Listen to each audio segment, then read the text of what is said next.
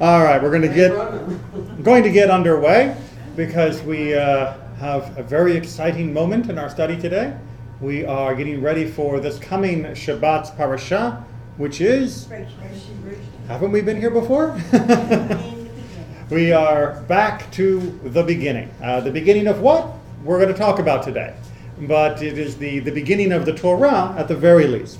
And for those of you that want to follow along during services, it means that as we start from our Torah reading on Saturday morning, you'll be able to follow along without even looking in your Chumash. You'll just be able to read up on the doors of the Aron HaKodesh, on the Ark, and follow along for the first few days worth of discussion. So Bereishit, or the story of Genesis, is one of the most foundational in the entire Torah. It is also one of the least understood and the subject of the most controversy in the entire section of Torah. People will discuss the application or understanding of certain mitzvot and different laws, but when it comes especially to the very first chapter and to a similar degree the second chapter, when it comes to a discussion of Bereishit, things can get heated, to say the least. So we're going to try and throw our own passion into it, hopefully without too much fire and brimstone. Oh, here. Here's some. We got chairs, fine. We got seats. Sorry to disrupt. Not at all. We're just glad to have you. Exactly. Would rather you came and disrupted than stayed outside and weren't a part of it. Shall we do it again? Well, I can just hit rewind on the video. And, all right, so we are going to begin in the beginning, which means we'll be on page 3, ironically enough, of our Eitz Chaim Chumashim, which is chapter 1, verse 1 of the book of Bereishit, the book of Genesis. Everyone situated? Okay. Who would like to begin? No one wants to begin. We're afraid of this dangerous topic. I don't have my glasses on, but just bear with me. When God began to create heaven and earth, the earth being unformed and void, the darkness over the surface of the deep, and a wind from God sweeping over the water. All right, pause there. We'll get more, don't worry. 2 verses at a time is enough. What's happening and what's happened? Creation. Nothing's happened yet? Darkness. But wait a minute, if nothing has happened, then what is this tohu vavohu? What is this formless void? If nothing's happened yet, what is this, God going across the deep? Chaos? But is chaos a thing or is chaos a state of things? The state of things. Well, then that means there are already things. So something must have happened. Raw material. All right, so this becomes a very controversial point of discussion because there are essentially 3 different ways of understanding creation. We have an eternal view of the world, and by we I mean humanity. We're going to talk about what Torah says in a minute. And the eternal view of the world in classical philosophy is best associated with Aristotle. Is that how you spell his name? That's right. Yeah, good. That Aristotle guy. And the eternal state says world has always existed, universe has always existed, it is eternal. There was no moment of creation. Got that? Okay. And that was the view of Western science all the way up until the late 1800s and then into the 1900s when we got this whole Big Bang idea. And then you have the primordial matter idea, and that was best associated in the ancient world with Plato, which was the idea that there was always this stuff, the building blocks, as it were, of reality, and what God did was come in and make something out of it. There was a giant primordial soup, a universal scale, and that what God did was cook the soup. He turned it into something more than just the tohu vavohu, is what people often point to when they try to find parallels with Plato's view in the Torah, that there was this chaos of matter, and God gave it shape and order, but, and this is the big but, that's what the Platonists add, but God didn't create that stuff. That stuff was already here, already existed in reality, and what God did was give it shape, form, and order. That's the Platonist view. And then you have what is often referred to as the ex nihilo. I think my Latin's okay there. Is there another L in there? Nihilo, yeah. Which means out of nothing. Exactly. It's yeah. I make no make no claims on the accuracy of my Latin. What's that? That's what I did wrong. There, that looks better. I think that's still wrong, but it's okay. You can all look up the correct Latin later. I think I may have actually quoted it somewhere in here. Maybe that was in my original source sheet. But out of nothing is what becomes the classical formulation of the Jewish position. And we'll discuss whether or not it is the only Jewish position. Certainly there have been some that have argued that there were some ways to interpret it differently. But this idea that the universe did not exist, neither in primordial form nor in formed form, that there was just simply nothing. And we're not talking about empty room nothing. We're talking about there is no room for there to be nothing in. That all of existence did not exist. And there was just God. In the Stone's translation, it says it was astonishingly empty. Astonishingly empty. They try to take this tohu vavohu phrase, which is not exactly the most easily translatable Hebrew phrase, and often try to give it a spin. So you get, formless and void. I heard one person try to poetically capture it as chaos shmeos, to try and grab some of that, tohu vavohu assonance of the way the words sound. It is hard to understand, and it's hard to translate in a way that we can say 100% this is what it means, and that's what gives rise to some wiggle room among different thinkers for how to interpret it. And I read that there was not any stuff, but not any laws or principles of physics and time. And well, because There's no. right, there was no container for reality, that nothing existed, and there was no place for things to exist. And this is what gets very, very hard to wrap the human mind around, because when we think of nothing, we think of like an empty bag. And we think the bag has nothing in it. But we're still assuming there is a bag. And when we talk about this level of creation as being out of nothing, what we mean is there was no bag.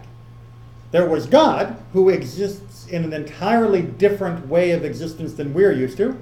Most importantly, because God doesn't have a body. God does not need space to exist in. As God is eternal, God does not need time to exist in.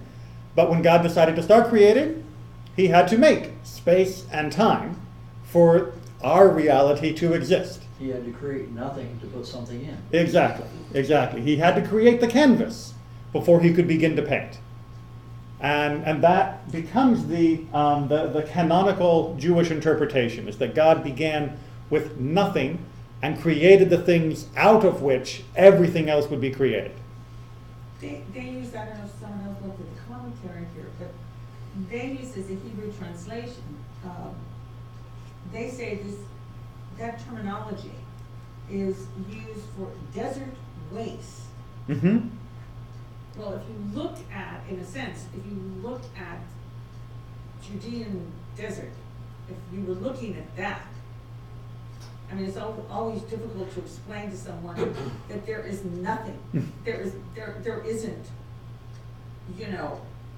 a cactus. I'm from the West. There isn't like the Mojave cactus or a little Joshua tree plant here or something.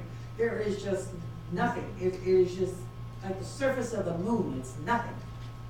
if that's like a blank canvas, there's nothing growing on it, there's nothing living on it. But this becomes the question. So think for a moment non-canonically, non what becomes the accepted position of Judaism.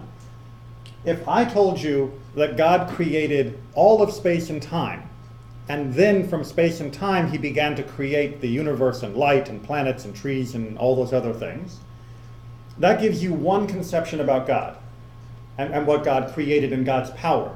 If I told you instead that the universe existed and there was already matter, but it was diffused and chaotic, it had no shape, it had no order, it had no laws, and God structured it and ordered it and put things in the right way to give rise to the reality we know, which conception of creation is most satisfying, which gives you a bigger picture of God, which is which gives you the least room for perhaps some uncomfortable doubts or questions? The first one, right? Because if God creates everything out of nothing, then we only have to account for God. God exists. God then decides that everything else should exist. No problem. But if we take God as looking at a blank canvas and going, okay, what should I paint? And he reaches into the pre-existing bucket of paints, of matter and chaos, and then begins to craft on the canvas, we are left, if we're being careful readers, with the question, well, who made the canvas? Who made the paints? Where did they come from? And that then becomes a very easy road to travel down towards the idea that there was something that preceded God, or something that partnered with God, or something else in the universe that was working, whether it be natural laws or whether it be something else supernatural, that is now sharing in some big or small way the roots of creation with God. And I think you might understand that that can seem rather problematic. Because as soon as we start doing that, then God ceases to be the central figure of creation, or at least ceases to be the sole figure of creation. And that's one of the reasons why this becomes the canonical view. But we're going to come back to that notion, but I want to get a little bit more than just 2 verses in. Okay. God said, let there be light, and there was light. God saw that the light was good, and God separated the light from the darkness. God called the light day, and the darkness he called night. And there was evening, and there was morning, a first day. Okay, so God makes a day with light. Okay, hold on to that. Light was made on day 1. It also means he creates time. Well, that would be something that we, by extension, could posit, that if there is light and if there's day and night, then clearly there is a passage between one and the other.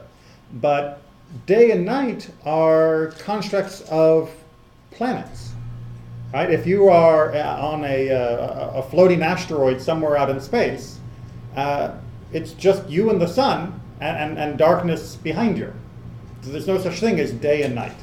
You need a rotation of your object of towards the sun, away from the sun, towards the sun, away from the sun, to get day and night. And yet, we don't have a planet yet. Because keep reading. God said, let there be an expanse in the midst of the water, that it may separate water from water. God made the expanse and separated the water which was below the expanse from the water which was above the expanse. And it was so. God called the expanse sky.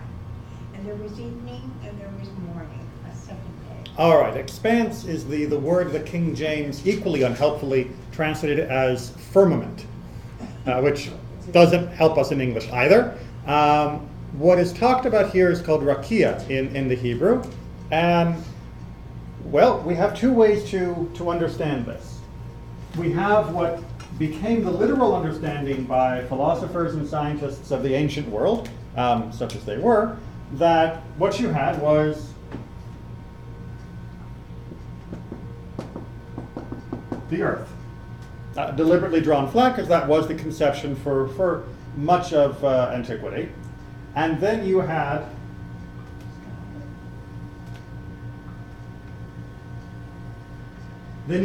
the you had your expanse, your firmament, and this was a shell.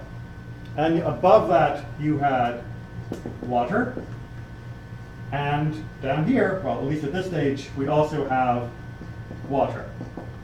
And what just happened was, it used to be water, water everywhere, and now God has put a shell, by a literal reading of this, and which was the cosmology for much of history, between the waters above and the waters below. And the waters above become known as heaven, Shemayim, which can also mean sky. And that's what's behind the firmament, behind the expanse. How are we doing so far? Okay, I don't, but that's, what's between the shell and the earth?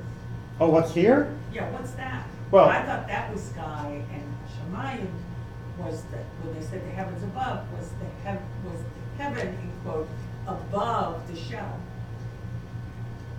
Well, I mean, you can kind of look at it that way, but really the heavens, what eventually become the view, is that you have multiple shells, one after another, that radiate out around the Earth.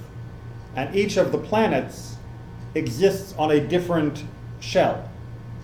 And it's those shells moving that give the planets their rotation. So, But is there a name for that space? air, Air? Thank you. up.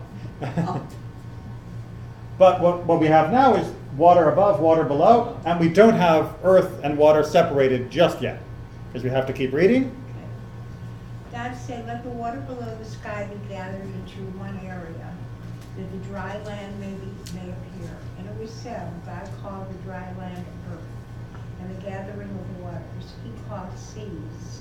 And God saw that this was good. And God said, let the earth sprout vegetation, seed-bearing plants, fruit trees of every kind on earth, that bear fruit and the seed in it. And it was so. The earth brought forth vegetation and bearing plants of every kind, and trees of every kind bearing fruit with the seed in it. And God saw that this was good. And there was evening and there was morning, a third day. Okay, now we've got an actual body of earth with a distinct seed and with vegetation growing on it. Clear? Okay, next reading.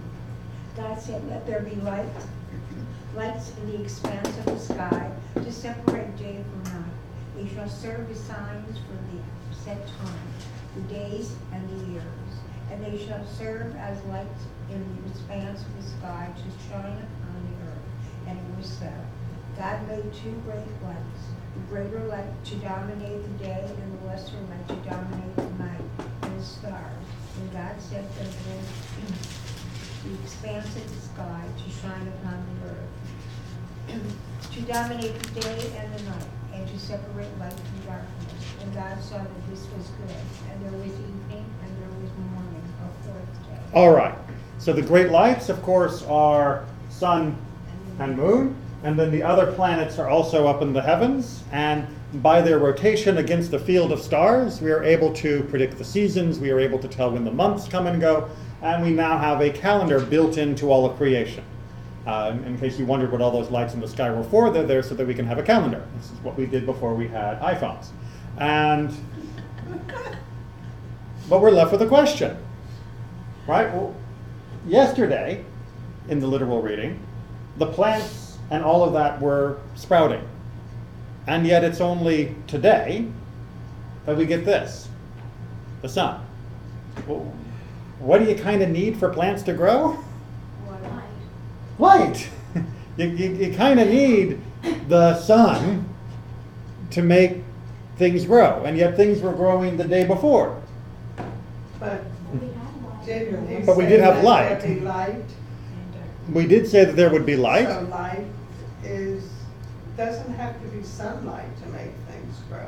But It needs to be light. all the stars, all the planets, the sun and the moon were made on this day. Mhm.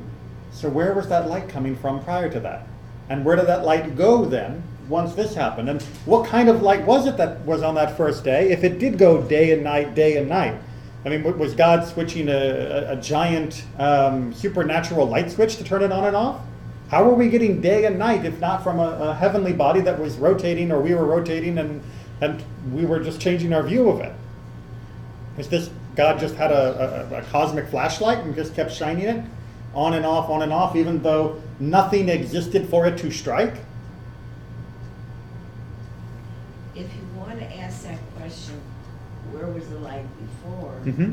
Why can't you also ask the question, what was there before God? Well, we might. I think that Judaism canonically has more trouble with that second question, which is that God, by definition, is timeless because God exists outside of time, and therefore there is no before God to get to, because the phrases before, after, during imply a timeline. And once you take away the timeline, there is no before to question. Everybody follow that? Right? You can only ask the question of what happened before or after if you have a line of time. And as soon as you say time does not apply to God, then there is no question to be asked.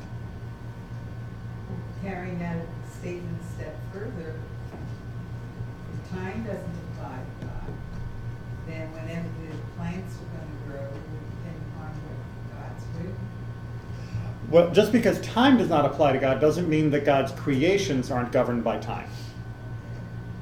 As we unfortunately know about ourselves when we age or get tired or show up late for things. So we can still have time without it applying to God as his creation. Just like this is blue, even though I drew it, that doesn't make me blue. Well, I'm sorry. Maybe I should have worn a different shirt for that analogy. Until verse 17, there wasn't any time. Well, we had night and day on the first day. But there wasn't a day. Well, Until 17, it says, or not 17. no, we had a day after the very first day. At the end of verse 5, it says, They're counting days. Yom Echad. Verse 5. Right. There wasn't any time before that. Well, and we're going to go ahead and sort of cut to the chase rather Because we than know time. digging through the rest of this. What I'm trying to draw your attention to is that a superficially literal reading of the days of creation lead to a great many problems of simple logic, let alone whether or not it lines up with what we now think from our latest theories occurred in ancient billions of years ago. That simply trying to create a map of what happened at different times in a superficial literal reading is next to impossible if you want to retain any sort of logical consistency. And so we're going to be left with wrestling with this idea and hopefully coming to some better answers of what is being described here and why it is important and how we can actually use the story of creation constructively without getting bogged down in a literal trap. Do other denominations wrestle in the same way that you Yes do? Or do and they just accept? yes and yes, and no. I mean, what has happened is historically people have wrestled with this. If you go back and read many of the classical commentators that we have had, and we're going to see just a brief example here with our first commentator, the sages of antiquity and all the way through the Middle Ages and Renaissance and even some of the early Enlightenment sages did indeed say, well, how do we understand this?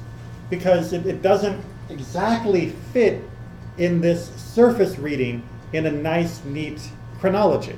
It's not like if I were going to give you a literal understanding of how someone makes bread, and that the guy plows the ground and plants the seed and the waters the seed and it grows and then it's harvested and it'd be like saying in order to make bread, first you need an oven. Before sometime you needed to plow, but there's also the breaking of the seed, and on the fifth day there's the sowing. It's like, but that order just doesn't make sense from what we could even begin to try and think as a logical progression. And our ancestors did try to understand this in much deeper ways, much less superficially.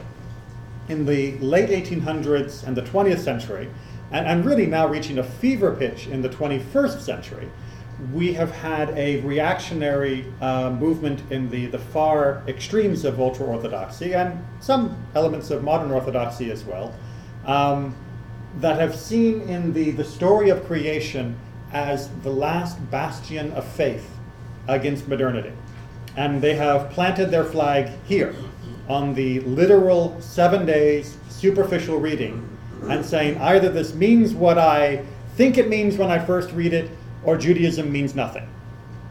And if you have anything contradictory to say to that, I can't hear you. Because if it's contradictory, it cannot be true ipso facto. It's just impossible for them to accept that there may be a reality that contradicts the superficial reading of Genesis. And at that point, anything else that comes to light is considered heretical and mistaken. Just because you think that there are bones that are millions of years old, my reading of this in a superficial way says there can't be, therefore they must not be. And it doesn't matter what evidence you muster to the contrary. It's simply impossible. Because if it were for it to be possible, I would have to be wrong in my literal reading, and I know I'm not wrong. So, and that's a very new position for Judaism to be taking. But so is rejecting this as containing any truth, which some modern commentators have done as well, and say this is merely the vestige of an ancient creation myth that tells us nothing about reality because it's just a fairy tale. And it's a shame that there are many people who have taken this literally to the other direction and saying that, yes, our ancestors and God only meant this literally, and since we know this is not literally true, therefore the whole thing is garbage. And they throw out the entire story because they believe either you believe it literally or you're not being true to the faith, and if I can't believe it literally, then the faith must be wrong. So from both the sides of atheists or radical reformers, as well as the side of the most ultra-Orthodox, they each demand that these chapters be read literally. It's ironic that they both agree on that. They just disagree on the conclusion to draw from those literal readings. But tradition for Judaism has said, no, you need not read these literally, and in fact, if you read them literally, you're kind of in trouble. So let's go ahead and try and justify my bold statement just there by looking at a couple of statements from antiquity about these passages. So who'd like to start us off? Sure, Mary. Rabbi Yehuda and Rabbi Nehemiah disagree. Rabbi Yehuda maintains that light was created first, this being comparable to a king who wished to build a palace, but the site was a dark one. What did he do? He lit lamps and lanterns to know where to lay the foundations. In like manner was the light created first. Rabbi Nehemiah said, the world was created first, this being similar to the king who built a palace and then adorned it with lights. All right. So what problem from the literal reading are they wrestling with and each coming to their own conclusion that we got in our first few verses? Which came first? Which came first? Because remember, our very first verses said that the earth was unformed and void, with darkness over the surface of the deep. Well, that kind of implies there was an earth and there were deeps, and yet in day one, we're now being told light was created, and it's not until much later that we get the earth separated from the sea. So within the description of creation on the literal level, that seems logically contradictory. Because you talk about the world being created, then you talk about light being created, and then you go back and talk about dry land being made again. And that doesn't really work. And so what are the solutions here? What solutions do they propose of the order of creation? Light was created first, and then the foundation was laid. Rabbi Yehuda says light was made first because you put out the light in order to be able to see where you're building. And Rabbi Nehemiah says the opposite. No. God made everything, and then he put light on it as adornment. After all, God doesn't exactly need a flashlight to see where he's building. It's one of the advantages of being God. And so, what's that? It's good to be God. Well, we would hope. And you end up then with two mutually contradictory interpretations of the exact same few verses in this chapter of Genesis. And no one got burned at the stake for being a heretic. And we understand they can't both be literally true. Rabbi Yehuda and Rabbi Nehemiah have diametrically opposed views of the order in which things were made. They cannot both literally be right. I understand that, right? If I say that A comes before B and someone else says that B comes before A, we cannot both literally be true. And yet, they don't start punching each other, and they don't start denouncing each other as being heretics for holding the exact opposite view of the order of creation than themselves. And what they both say as well is providing us with additional insight. One says that you need light to lay the foundation, and the other says that once having created, it needs to be adorned. Both those statements, for humans, are true. Right? When we build, we need to see where we are building. And once built, we need to illuminate what we have created. So what they have said, although diametrically opposed on a literal level as an analysis of creation, are both perfectly valid and true and insightful, and hopefully helpful for guiding human behavior. That is to say, the people who are reading these commentaries. But if we get bogged down in who's right or who's wrong on the literal level, then we would be rejecting the actual truth that each was trying to convey, which has more to do about human behavior than it does to do about the godly order of creation. And neither one of them felt that they were on dangerous ground for trying to interpret creation in these different ways. Even though one of them must have been interpreting it wrong, as far as the literal timeline might have gone. All right, next text, and we'll see even more what the sages were concerned about.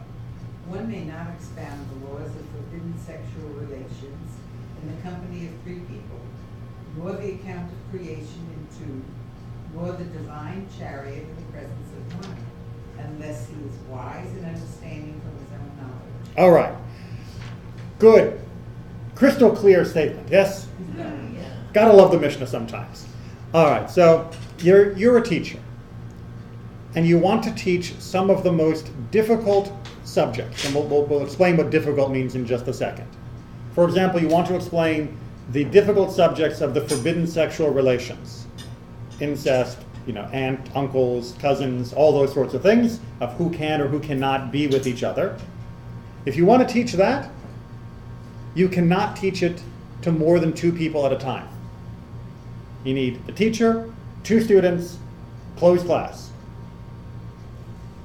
The implication being that if you try to teach more people at once, somebody in the room is going to misunderstand it. And that person's going to walk out of that room and potentially do something they ought not to be doing, or potentially teach it to someone else in the incorrect way, who will then end up doing what they ought not to be doing. You want to make sure that you have a small enough group that you can perfectly control the understanding of the material, because it is dangerous if misunderstood. We got that? And the same for the account of creation, Maaseh Bereishit, which cannot be taught in the presence of two, which means if you want to talk to someone about Bereishit, it needs to be one-on-one. And for the account of the divine chariot, you can't even teach one person. This is the Merkava is the vision of Ezekiel of the chariot of God, and it's very, very difficult to understand even just the basic words, and the meaning of it is even more difficult to understand. And you can't teach anybody what it means until they have already demonstrated to you that they have an inkling of what it means, and then you can either confirm or deny the correctness of what they've deduced for themselves. Now, forbidden sexual relations, we can probably understand what the dangers might be. Doing it with the wrong person. What's the problem here? Why do we have to be so surreptitious in our teaching of Bereishit or the chariot? And am I violating that rule by discussing it here in this room? Well, I'm not violating it, at least not as far as this was taught to me. What we're discussing here are the mystical interpretations, the true meaning behind the account of Genesis, the true meaning behind the account of the chariot of Ezekiel, or Ezekiel's vision. Those can lead someone to erroneous conclusions when they try to investigate them. They can lead people to either heretical beliefs, or they can lead people to dangerous misunderstandings of what God is or God is not, and what God's creation is or is not. And so you need to make sure that you keep a very tight watch on how these concepts are learned and explained. That doesn't mean we can't study what the Torah says about creation. It means we can't study as deeply what the Torah actually meant about creation. We got that? According to the Mishnah, there is a meaning to this version of creation that is presented in the Torah that cannot be explained to the masses, because they will likely misunderstand it and end up coming to false conclusions and either worship God in the wrong way, become agnostic atheist in another way, or start getting out the idols. One way or another, the full meaning of creation, which apparently is not just the surface meaning, or else we wouldn't be teaching it, we just say the person read it, is something that needs to be carefully transmitted in a very precise manner, one-on-one. Right? The implication, as I said, but bears repeating, is that therefore the surface reading of the book of Genesis, especially the first few chapters, cannot be the full meaning of the creation. Or else everybody would be reading it and coming to these wrong conclusions, and they would all be over. How are we doing here? Too philosophical? But teaching it one-on-one, still subject to misinterpretation. It's still subject to misinterpretation, but it is subject to greater correction. So for example, if I'm teaching somebody algebra, and I'm teaching a group of students, and I say, algebra, we're trying to think back to those days, it's x plus 1 and da-da-da-da-da, and, quadratic equations and all of that. If I'm explaining it from the front of the room, and all the students are taking notes, and I say, great, test is on Friday, and they all leave.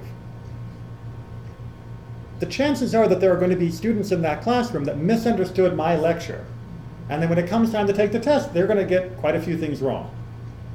But if I sit down with one student and explain how algebra works, quadratic equation, pick your favorite algebra subject, and we go through it together, and every time they make a mistake, when we're sitting at that table, I say, whoa, whoa, whoa, whoa, whoa, hold on. No, you forgot to do this, that, or the other. And they go back with the eraser and they fix it. And then we're done, and I say, good, test on Friday. Chances are they will do a much better job on that test. So by teaching it one-on-one, the chance for the student to leave without understanding it correctly becomes much, much smaller. Because every time they ask a question, every time I have them repeat it back to me, every time we discuss it, they are demonstrating to me either the correctness or incorrectness of their current level of understanding, and then I can fix it. And that doesn't happen in a lecture. Not so much. A few hands here and there can help, but it's not perfect. And it certainly doesn't happen in a book, which someone can just pull off the shelf at Barnes & Noble, open them up and read it, and misinterpret completely. And the teacher who wrote the book is nowhere around to even begin to answer questions. So these things were not committed to writing. These things were not committed to a formal presentation. They were meant to be studied intimately so that they could be corrected before any idolatrous or atheist misinterpretations could take root. Because as we saw, as soon as you start thinking about creation in more detail, a lot of questions start coming to mind. Now, we have a very unique position in the modern world, which is more of us know more of what our scientists teach about the universe, reality, creation, and all of that than ever existed prior in human history. Period. If you went back 1,000 years and you asked somebody to talk about the science of creation, the average peasant, the average noble, unless they had studied Aristotle, which is what passed for science at the time, would have very little idea about what science said about this. They would just have whatever their neighbors, their village priest, or whatever else had told them about creation. That'd be it. And so the opportunity for challenges to the literal reading were minimal for much of Jewish history.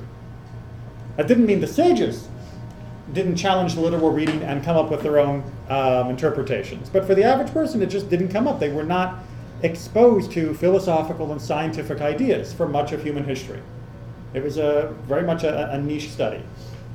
Nowadays, if you've gone through a public school, you've been taught about the Big Bang, you've been taught about the speed of light, you've been taught about general relativity and special relativity and quantum stuff. I mean, you may not have understood all of it, but you got a pretty good idea that there were these things called dinosaurs and that were millions of years ago and things like that, Earth cooling out of the gases and dusts of the solar system and the sun being a giant thermonuclear reactor. You got some pretty good ideas about all those things, which means when you go to read this, it's much more challenging now than it was 1,000 years ago. It's much more challenging now than it was 200 years ago to the average reader. And that needs modern redress. We need to make sure that when people read this, they come at it from the right angle, which is why we're now going to look at Shadal, the next commentator. So who would like to pick up? Or Mary, you want to keep reading? We're going to pick up where it says the discerning. The discerning should realize that the intent of the Torah is not to inform about the natural sciences, and that the Torah was given only to keep people straight on the path of righteousness and justice, and to establish in their hearts the faith in the oneness and providence. For the Torah was not only given to sages, but to the entire nation. All right, pause there, because that sentence we just read is especially confusing, and I want to make sure we understand it before we go on. So his basic proposition is probably one you might have heard before, because people like him have been saying it for quite a while, which is the Torah was not given to be a science textbook. The Torah was not given to be a history book for the history of the universe. The Torah was given as a guide so that we would walk a just and righteous path, and so that we would have a proper understanding and faith in the oneness of God, in God's providence, or in God's interaction in the world. Make sense? And then he goes on to say this line, the Torah was not given only to the sages, but to the entire nation. Now, this may be a little elitist, so bear with it.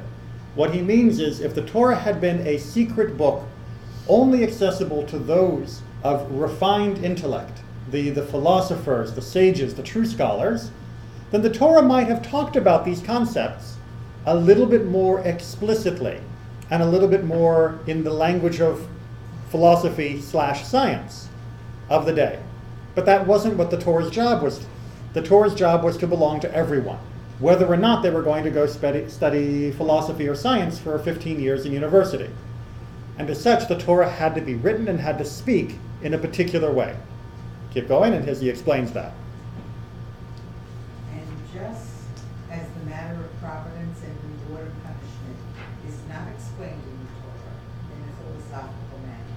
rather the Torah speaks about it in the language of people, such as the anger of the Lord shall be kindled against you, and it grieved him at his heart. So too the matter of creation is not told over in the Torah in a philosophical manner. And this is as Hazal said, to relate the power of the act of creation to flesh and blood is not possible. All right. So the Torah doesn't go into, well, regarding the issue of theodicy, our theology finds that the divine intellect cannot be held accountable for all acts which the creation finds to be disturbing to them and which they attribute. The Torah doesn't talk like that. Because the Torah doesn't want to be a philosophy book. The Torah doesn't want to be a science book. The Torah wants to inspire people to walk a just and righteous path and to understand intuitively, on a personal level, what God's oneness is to them, what it means for their life, and what it means for how they should live. And as such, it uses poetic, metaphorical, figurative language to try and get those points across, rather than precisely structured philosophical axioms and premises and theorems and all of those things. And so the Torah was written in a particular way to achieve a particular goal. But you shouldn't believe then that the way the Torah was written can then be used to make claims about science and history and nature and other things, because that wasn't the way it was written. How are we doing on that concept? Okay, let's keep with Shadal, keep going. Therefore, on the next slide. Therefore, it is not fitting for a religious person to take the verses out of their simple meaning in order to harmonize them with the natural sciences. It is also not fitting for a researcher to deny Torah from heaven if he finds in its account things which do not agree with scientific research. All right, two extremely important points that are often ignored on both ends of the faithful spectrum. So on the one hand, you might have somebody who comes across a line that says God created light first and didn't create the sun and the stars until many days later. And that leads to that question, well, how could it be that we have light without the sun and the stars?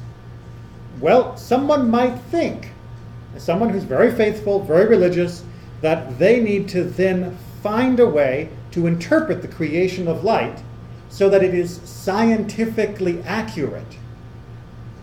And so they'll then change that meaning of, rather than God creating light, they can say, this must have been the primordial light after the Big Bang, for that first fraction of a millisecond, when the entirety of the universe was compressed to a giant plasmatic mass, which would have radiated light, but since the universe had not expanded, the entirety of the universe would have been filled with that light.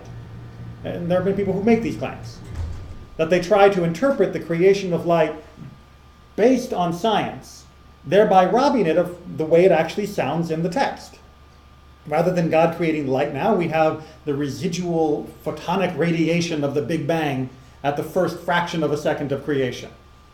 And they claim that's what the Torah is talking about. No, that's not what the Torah is talking about. Because the Torah wasn't trying to tell you what happened in the first fraction of a second after the Big Bang.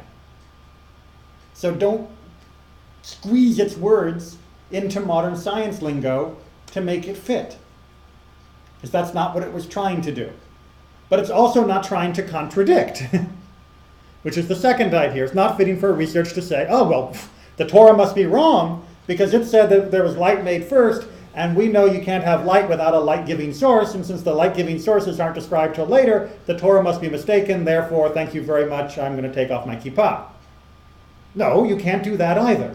You can't squeeze the words of Torah to mean modern scientific theories, and you can't use modern scientific theories to deny Torah. Neither is right, because the Torah wasn't written to match modern science. It was written for a very different purpose, which is the next paragraph. And behold, Hashem wanted to inform people of the unity of the world and the unity of the human species. For the error in these two matters caused in days of old great evils, for from lack of knowledge of the unity of the world, It was caused that people believed in particular gods who had lax and inferior traits, and therefore they performed evil acts in order to find favor before them. All right, so the two reasons that Shadal is arguing, although I think there's more to the first chapters of Genesis than just these two principles, but for the very first days of creation, these are enough to be getting on with, is where the Torah was written in the way it was written to show us the unity of the world. And by unity of the world, he's not talking about the singing Kumbaya, we get there later. He's talking about the unity of creation as coming from a singular source and is reflecting a singular will. That is to say, God. That the unity of the universe is a reflection of the unity of God. And that it was written in such a way to make sure we understood that, because the people who didn't understand that, the people who used other creation myths that had all sorts of blood and guts and nasty things going on, then by watching and reading the behavior of their so-called gods, would then perform evil acts in service of these rather reprehensible creatures that they had invented that they called gods. You know, anybody who's read Greek myths can find them to be very stimulating, very exciting, you know, all sorts of neat, you know, sex, drugs, and rock and roll going on there. But can you imagine modeling your life after the behavior of the gods in the Greek myths? Can you imagine what that would mean? Can you imagine if you were a servant of Poseidon, what you would do in honor of this rather demented and twisted creature that you had invented? And so the Torah was written in such a way to preclude us from imagining these other entities that we would then be led to serve in deficient ways. Additionally, the second half. And from lack of knowledge of the unity of the human race, it came about that people of one nation hated and despised the people of another nation, and conducted themselves against them with force rather than with justice and righteousness. I mean, do we need to explain that more? and yet, it's easy to see how somebody looking at modern science would say, well, but we're not one people. You know, you have this genetic group over here, you have that genetic group over here. We are distinct groups of people. And yeah, we're all the same species, but it's science's job to divide people into subcategories, or to divide everything that's researched into subcategories in order to better understand, explain, and control it. I mean, that makes perfect sense for why science would be doing this.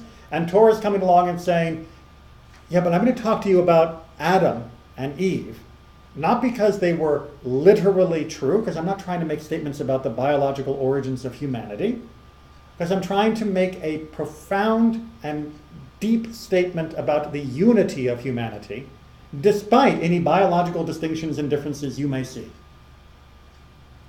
And I'm going to say as an article of faith that on the deepest level of reality, all humans come from the same source. I'm not making any claims about what their DNA shows. I'm not making any claims about how to use genetics to better humanity and in terms of fighting diseases and avoiding, you know, genetic problems. But I'm going to make the philosophical statement, says the Torah, that we all of humanity came from the same source. In fact, I'm going to make that statement so strongly that I'm going to do it twice. First with Adam and Eve, and then again with Noah. We're going to make sure that humanity comes from single sources 2 times, just so nobody gets the mistaken impression that your race is from a different god than my race. Because, as Shadal points out, that's really led to some bad things when people take those positions. How are we doing? Now, that leads me back to when you did your sermon on my looking at the DNA and the fact that even though it's on the site where you look, it doesn't really strike you that it's telling you, oh, 77% of your DNA is like a person from Japan and from Nigeria. Right. And how can I be 77% genetically the same? Same as a person from Japan and one from then. Welcome to being point human. out it's like, well, because you all came from the same Yeah. Sure. You know, your heart works the same way, your liver There's works so the same many way, your things that cells are divide the same way, similar. same number of chromosomes, et cetera, et But cetera. there's so many, and we've spent so much time pulling everything apart into minuscule differences that we lost the unity. Right. And when you only stake your defense of Torah on the literalness of these first few chapters, then that becomes their main claim, and you lose this.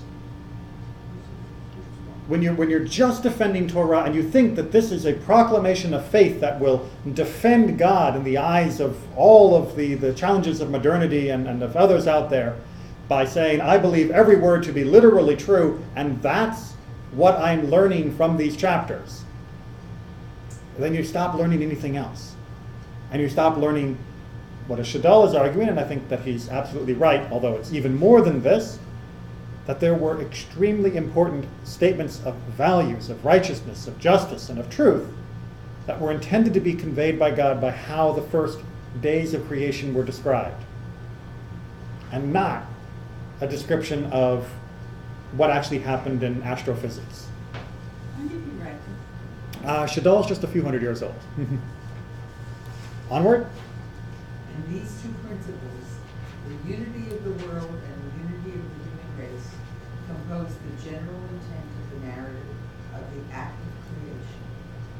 Right? So then now you have a framework for understanding this other than history and science. It's what is the description of creation teaching me about righteousness, about justice, about morality. And then when you come across a talking snake, you're not bothering yourself with, could snakes really talk? How could snakes talk? Or snakes must be able to talk if God says snakes talk. That argument stops being the primary focus.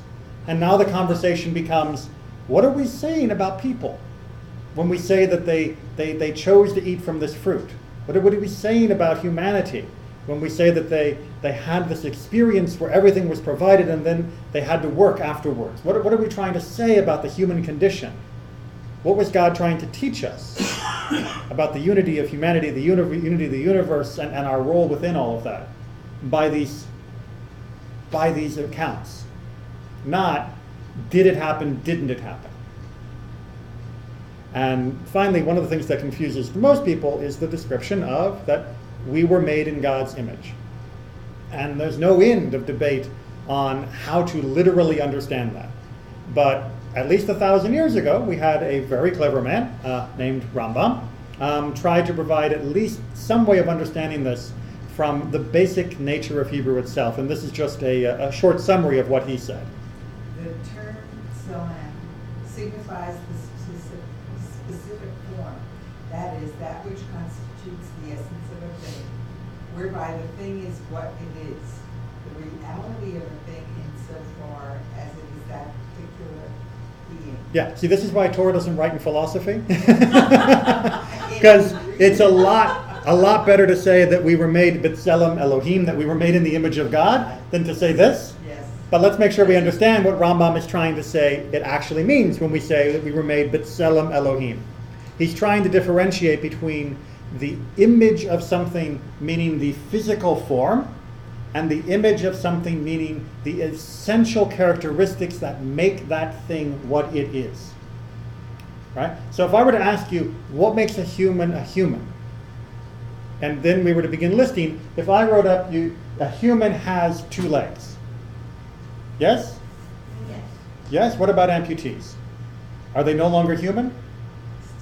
They're still human. All right, a human has 2 eyes. No, a human has the ability to speak. No, because there are people out there that are mutes. There are people out there that have damage to their brain that doesn't allow them to use the speech center. So all of those things are the non-essential elements of what it means to be human. What it means to be human is something other than the physical shape and construction of the human. And that's what Rambam is saying is reflected by the word tselem. Has nothing to do with the physical description of an item or a creature. It has to do with the essential characteristics that underlie that physical, but are independent of it. So the fact that I have a hand doesn't make me human. We might say nowadays it has something to do with DNA. The Rambam's going to argue a little bit more deeply than DNA. Keep going. In man, the form is that constituent which gives him human perception. On this account, that is, on account of the divine intellect with which man has been endowed, he is said to have been made in the form and likeness of the Almighty. But far from it be the notion that the Supreme Being is corporeal, having a material form. So what is it that makes us B'Tselem Elohim? What makes us in the image of God? This. Our mind. And he doesn't just mean mind in the clinical, rational, logical sense, although Rambam was certainly rational. He means the full capacity for conscious, rational, and moral thought. That is what we are, that is the essential element of God that is replicated within us. That is what makes us B'Tselem Elohim. And when we choose to not engage in rational, moral thought, then we are acting contrary to the image of God.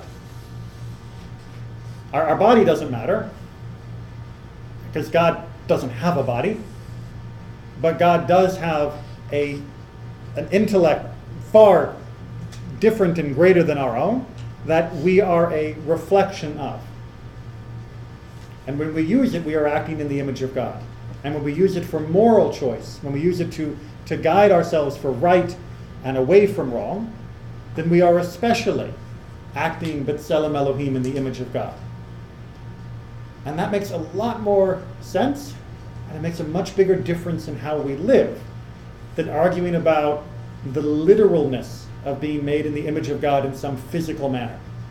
And it also avoids, as Rambam points out, the heresy of, by extension, saying that God must have a body like ours, which people have argued even within Judaism because of this verse, and for them looking no deeper than just that surface meaning. So when in Yiddish we say, the greatest thing we can say about another person is that they're a mensch, which means they're a human being, Mm-hmm. which translates to here to mean that they act in the image of God. Correct. And to deny our God-given and God-reflecting ability to think and to use our mind, and to do so in the defense of our faith. That is to say, I'm not going to analyze this with all of my mind for fear that I will find heresy. That I'm not going to learn about astronomy because astrophysics contradicts the superficial reading of Genesis, is the greatest shame of all. Because what makes us human is our ability to use our mind and our spirit in the way that God had us reflect Him. To turn that off in supposed defense of God is mind-boggling. So, with that, we will look forward to our beginning of Bereishit and celebration of Simchat Torah. Quick reminder that our services begin tomorrow for Shmini Atzeret, 9 to a little after 11 maybe, because we have Yizkor tomorrow. And then on Thursday night, that's tomorrow night, we have a little light dinner here, 6:30. No fee, but you do have to RSVP, so we know how much to put in the pot. And then our services for Simchat Torah are at 7:15, and then some Simchat Torah morning, our services will be at 9 o'clock. Everyone got that? Wunderbar. Yofi. Yofi tov.